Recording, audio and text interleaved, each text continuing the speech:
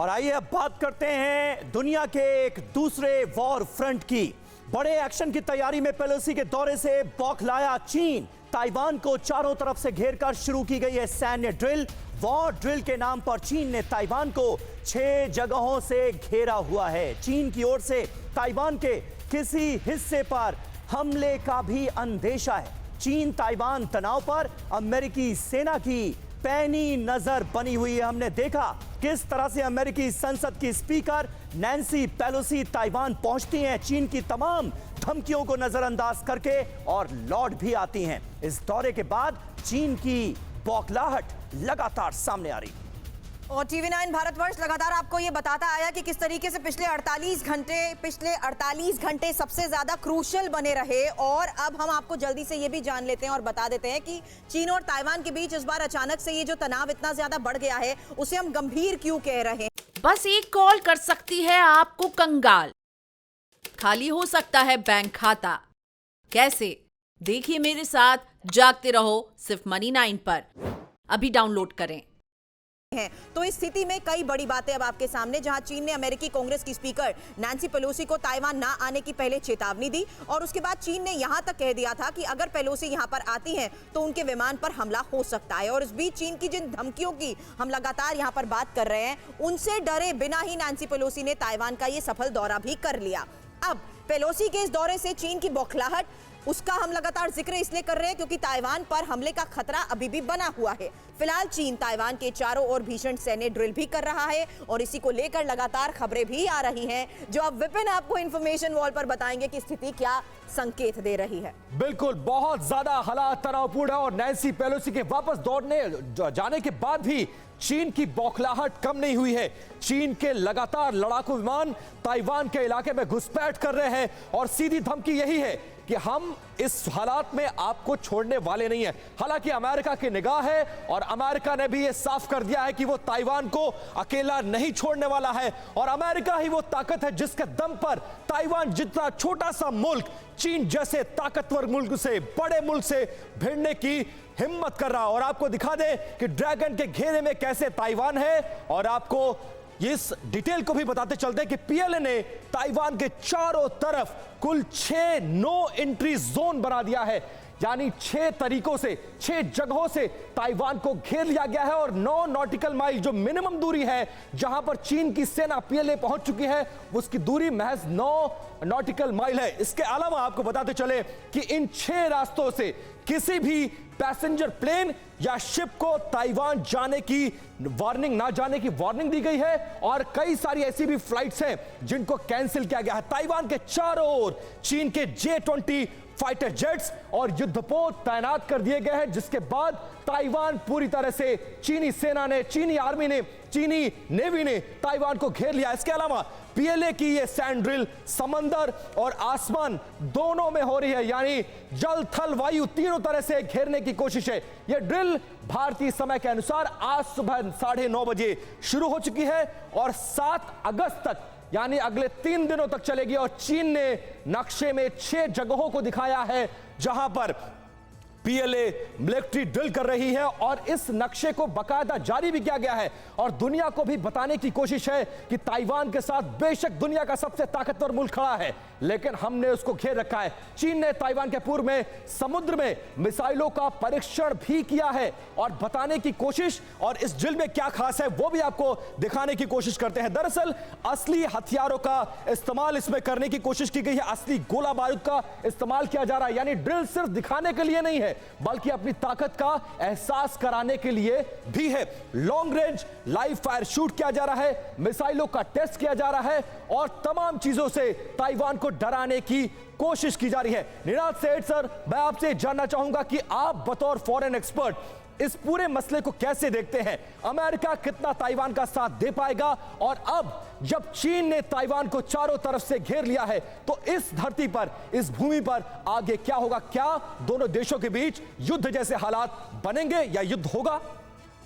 देखिए, Xi Jinping ने कोई और विकल्प छोड़ा नहीं था अमेरिका के लिए, बार बार धमकी देने से अमेरिका को प्रवोक करके कि नैन्सी पेलोसी वहाँ जाएं। नैन्सी पेलोसी वहाँ गई, अब हम वो जो धमकी थी गीदड़ भभकी लग रही है।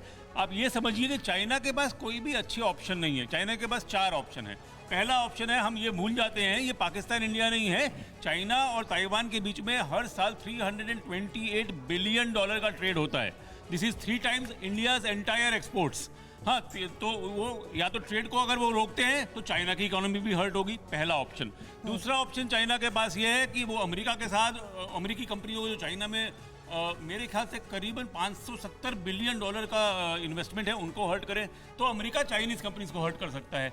तीसरा ऑप्शन ये है कि वो वॉर पे कुछ करे, पर यहाँ पे हमारे साथ कलीग्स हैं जो आर्मी और एयरफोर्स से हैं, जब तक डिसिसिव एडवांटेज नहीं होता आप लड़ाई नहीं कर सकते। और अगर आपने देखा तो अमेरिकी युद्धि बेड़े खड़े हुए हैं, न्यूक्लियर पावर्ड एयरक्राफ्ट कैरियर है USS Ronald Reagan, nuclear submarines चुपचाप अंदर हैं अमेरिका के पास। तो इतने बड़ी बंदोबस्त के सामने चाइना के पास कोई ऐसा डिसिसिव ऑप्शन नहीं है। और एक बात मैं और कहूंगा कि चाइना, ये ताइवान एक आइलैंड है। आइलैंड पे अटैक करना, जैसे हमने देखा कि रशिया लैंड से यूक्रेन पे अटैक नहीं अच्छी तरह अभी तक खत्म कर पाया, तो आइलैंड पे अटैक करने का एक क्वांटिटेटिव डिफरेंस होता है। लेकिन इन स्ट्रैटेजिकल मूव्स के तहत चीन जिस तरीके की बयानबाजी करता है और लाइव ड्रिल्स की तस्वीरें सामने रखता है, उसके तहत ये कहना भी गलत नहीं है कि ताइवान पर चीन के हमले की आशंका बरकरार है। और इसी को लेकर ये बड़ी खबर है क्योंकि वियतनाम में अब एयरलाइंस के लिए एडवाइजरीज भी जारी की जा चुकी हैं। साथ ही ताइवान के पास एयर रूट से दूर रहने की भी सलाह दी गई है। अब खतरनाक वॉर ड्रिल भी जिस तरीके से चीनी नेवी और एयरफोर्स कर रही हैं, उसके तहत ये खबर बहुत मायने रखती है कि किस तरीके का दबाव चीन हर बार ताइवान पर बनाए रखने में कामयाब भी रहता है। तो जो ताइवान है वो लगातार दबाव बनाए रखना चाहता है, और ये जो घटना हुई, जैसे ही नैन्सी पेलोसी बाहर जाती हैं और उसी के तुरंत बाद ताइवान के एयर स्पेस में घुसपैठ हो जाती है, तो ये सारी जानकारी चीन, ताइवान और अमेरिका के बीच पिछले कुछ दिनों से जो कुछ चल रहा है उसे देखते हुए कुछ गंभीर सवाल उठ रहे हैं। आइए उन सवालों पर गौर कर लेते हैं। क्या है वो सवाल, वो आपको बताएं। चीन, ताइवान, अब आगे क्या होने वाला है इनके बीच में? क्या चीन नैन्सी पेलोसी के दौरे का ताइवान से बदला लेगा? क्या पेलोसी के दौरे से ताइवान की मुश्किलें बढ़ने वाली हैं? क्या चीन के किसी भी हमले के खिलाफ यूएस ताइवान की सैन्य मदद करेगा? क्या वन चाइना पॉलिसी पर मौजूदा यूएस नेतृत्व का स्टैंड भ्रम पैदा करने वाला है? क्या चीन अब ताइवान के सामने आर्थिक मुश्किलें पैदा करने वाला है? ये सारे सवाल उठ रहे हैं। हमारे साथ रिटायर्ड कर्नल MK सिंह हैं। ये सारे सवाल उठ रहे हैं, इसको आप किस ढंग से देखते हैं? देखिए, सबसे पहले जो आपने बात की, ये चाइना और ताइवान के बीच में इंपोर्ट एक्सपोर्ट जो इनका ट्रेड है जी, इसमें आप ये जान के चलिए, इनका जो ताइवान है, जिस तरह से इन्होंने प्रगति की है, इनका पर कैपिटा आप ये मानिए कि 3 से 5 गुना ज़्यादा है चाइनीज सिटीजन के मुकाबले। और उसके अलावा जो ट्रेड है, ट्रेड ज़्यादा ताइवान का है, ताइवान का उसमें वर्चस्व है। इसमें ताइवान का बहुत कम बिगड़ेगा, उससे ज़्यादा चाइना का नुकसान हो सकता है। इस बात को आपको समझना होगा। दूसरा, जो ये बोल रहे हैं कि युद्ध में ये शायद जो भ्रम पैदा हुआ है कि जैसे यूएस ने यूक्रेन के साथ दगा किया, मैं तो ऐसा ही कहूँगा कि खुद वहाँ पे फुट ऑन सोल्जर्स नहीं डाले, यहाँ पर हो सकता है वो उसमें शामिल हो जाए। ये चाइना को भी भली ठीक है, यानी यूक्रेन को लेकर जो अमेरिका का रुख था उसमें कहीं ना कहीं बदलाव देख रहे हैं आप। अगर बात ताइवान की होती है तो ताइवान के हालात अलग हैं, यूक्रेन के हालात अलग थे, ये लगातार कहा जा रहा है एक्सपर्ट्स की तरफ से। वहीं यूक्रेन युद्ध देखकर चीन को बदलनी पड़ी है अपनी रणनीति, ये जानकारी भी सामने आ रही है। यूक्रेन में रूस को उम्मीद के मुताबिक कामयाबी नहीं मिली है, और ये तो लगातार हम देख रहे हैं। यूक्रेन युद्ध लंबा खिंचने की वजह से चीन अलर्ट होता हुआ नजर आ रहा है। तो ये अपने आप में बहुत बड़ी बात है, क्योंकि रूस यूक्रेन युद्ध इतना लंबा खिंचेगा इसका रूस को अंदाजा नहीं था, और इस युद्ध की जो फाइंडिंग्स हैं वो भी अब चीन के सामने। इसलिए समीर जरूरी हो गया कि एक्सपर्ट्स के साथ हम ये समझने की कोशिश कर रहे हैं कि चीन आखिर ये जो स्ट्रैटेजिकल मूव ला रहा है उसके तहत क्यों ये अभी भी आशंका बनी हुई है कि ट्रेड के लिहाज से अगर वो पाबंदियां लगाने की ताइवान पर कोशिश करता है तो क्या ताइवान को बड़ा नुकसान होगा। और साथ ही सबसे बड़ी बात ये कि चीन जिस तरीके से लगातार लाइव फायर ड्रिल्स की तस्वीरें जारी कर उन इलाकों की मूवमेंट्स, यहां तक कि वीडियोस के जरिए ये बता रहा है कि किस तरीके से ताइवान के बॉर्डर एरियाज पर उसकी गतिविधियां लगातार बढ़ती जा रही हैं, उन एरियाज के ब्रीफ भी सामने रखे जा रहे हैं जहां पर लाइव फायर ड्रिल्स हो रही है। उसके तहत उसकी रणनीति आखिर है क्या, हम आपको यह बता रहे हैं कि आखिर यूक्रेन वॉर से अब चीन ने अभी तक क्या क्या सबक लिए हैं, क्योंकि ये डिटेल इंफॉर्मेशन वॉल पर आपके सामने उस लिहाज से भी है जहां पर अच्छी बात यह है कि पुतिन की तरह हमला भी किया जा सकता है और बड़ी बात यह है कि अलग थलग पड़ने के लिए तैयार रहने की भी बात यहां पर सामने आ रही है। और साथ ही सबसे जरूरी बात ये भौगोलिक स्थिति चीन के पक्ष में यहां पर नजर आती है, जबकि यूक्रेन जैसा डिफेंस अगर रहा तो जीत इतनी ज्यादा आसान भी नहीं होगी। तीसरी बड़ी बात एयर और नेवल पावर का काम आएगा, साथ ही अमेरिका और यूरोप की मदद भी यहां पर भारी पड़ सकती है। तो हर लिहाज से, हर पॉइंट ऑफ व्यू से स्ट्रैटेजीज बनाई जाती हैं। उसके तहत यह बहुत इंपॉर्टेंट है कि किस तरीके से अमेरिका के सीधे युद्ध में कूदने के आसार हालांकि भले ही कम नजर आ रहे हो, लेकिन हथियार और टेक्निक से हर दिन मजबूत होता जा रहा है ताइवान, जो कि अब चीन की चिंता जरूर बढ़ाता जा रहा है। बहरहाल ताइवान पर कब्जा बड़ी रणनीतिक जीत तो जरूर साबित हो सकती है, लेकिन दुनिया भर के प्रतिबंधों से अर्थव्यवस्था किस तरीके से तबाह हो सकती है, इसी बात को लेकर निनाद सर आप ये सवाल उठा रहे थे कि चीन को इस लिहाज से सोचना होगा कि अगर आर्थिक नुकसान होता है तो सबसे ज्यादा बड़ा अगर हम कहें तो डैमेज भी पूरी दुनिया के सामने चीन का होगा, और जो अभी तक की चीन की स्थिति बनी हुई है वो वाकई शी जिनपिंग की चिंता भी बढ़ाती जा रही है। इसीलिए कल हमने देखा नैंसी पेलोसी इस बात का जिक्र करती रही अपने संबोधन में कि ये शी जिनपिंग की खुद की इनसिक्योरिटीज हैं कि मेरी यहां पर मौजूदगी उनकी चिंता बढ़ा रही है। देखिए, अगर आप इसका थोड़ा सा कॉन्टेक्स्ट देखें तो चाइनीज इकोनॉमी स्लो डाउन करी है पिछले 3 साल में। Exactly. चाइना में लोगों से छुपाने की जितनी भी आप कोशिश कर लें, अनएम्प्लॉयमेंट बढ़ी है और कोविड के जो स्ट्रिक्ट प्रोटोकॉल्स आए थे उससे थोड़ा नहीं काफ़ी क्रिपलिंग हुआ है। उनका जो बहुत बड़ी उनका एक मार्केट है वो है उनका प्रॉपर्टी मार्केट, वो भी गिरा है।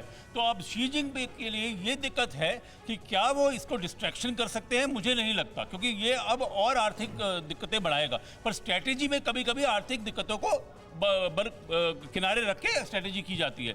चाइना के लिए दिक्कत यह है कि हार्ड मिलिट्री ऑप्शंस भी कम है, क्योंकि यहाँ पे अगर 5th फ्लीट और अमेरिकी पैसिफिक फ्लीट आ रखी है। जापानी नेवी एशिया की सबसे बड़ी नेवी है, बहुत कैपेबल नेवी है। अगर जापानी नेवी आती है थोड़ी साउथ की तरफ तो ये जो इंडो पैसिफिक आप ये कहना चाह रहे हैं परिस्थिति अलग है। चतुर्वेदी सर, आप जब रशिया और यूक्रेन के युद्ध को देखते हैं और ताइवान और चाइना को देखते हैं आमने सामने, तो क्या डिफरेंस पाते हैं? क्या सचमुच जो बात कही जा रही है कि यूक्रेन के युद्ध से चाइना सबक लेगा और ताइवान बेशक छोटा मुल्क है लेकिन हमला करने से पहले वो सोचेगा? बिल्कुल सही कहा आपने। ये जो बहुत डिफरेंस है दोनों के बीच में, वहाँ पे किसी भी आउटसाइड देश ने हस्तक्षेप करने की, फिजिकली हस्तक्षेप करने की कोशिश नहीं की, लेकिन यहाँ पर यूएसए डेफिनेटली अगर कुछ यहाँ पे अगर ताइवान के अगेंस्ट किया चाइना ने, they will definitely retaliate. And अगर कोई सोचता है कि यूएस से बहुत दूर है ये जगह, मैं समझता हूँ भ्रम में है। यहाँ पे US navy, the aircraft carrier, the 7th fleet, they are very well poised and उन्होंने आज से नहीं वर्षों से यहाँ पे ड्रिल्स की हैं, यहाँ पे तैयारी की है और वो very well logistically, very well militarily तैयार हैं। उसके अलावा नहीं सर, ये दोनों कंपैरिजन बार बार इसलिए हो रहा है ना क्योंकि रूस यूक्रेन जंग अभी चल रही है और यूक्रेन के पूरी तरह से हम साथ हैं, चट्टान की तरह खड़े हैं, ये अमेरिका ने कहा, लेकिन रूस ने हमला कर दिया और यूक्रेन पूरा तबाह बर्बाद होता हुआ आज हम अपनी आंखों के सामने देख रहे हैं। यूक्रेन से ताइवान कैसे अलग है अमेरिका के मद्देनजर, अमेरिका के कॉन्टेक्स्ट में अगर हम बात करें? यूक्रेन एक तो नेटो का मेंबर नहीं है, वो खैर ताइवान भी नहीं है, उसमें ऐसा कोई नहीं, लेकिन जो स्ट्रेटजिक लोकेशन ताइवान की है उसमें और यूक्रेन की स्ट्रेटजिक लोकेशन में, जियोपॉलिटिकल लोकेशन में बहुत अंतर है। यूक्रेन इतना महत्वपूर्ण नहीं है अमेरिका के लिए जितना ताइवान है।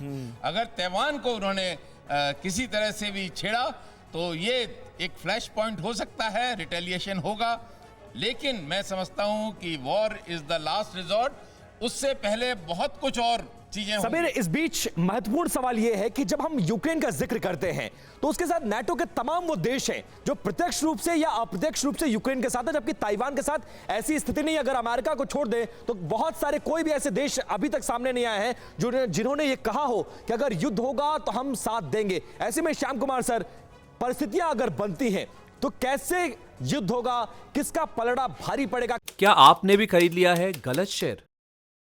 हो गया है भारी नुकसान? देखिए मेरे साथ 80-90 पूरे 100 सिर्फ Money9 पर अभी डाउनलोड करें।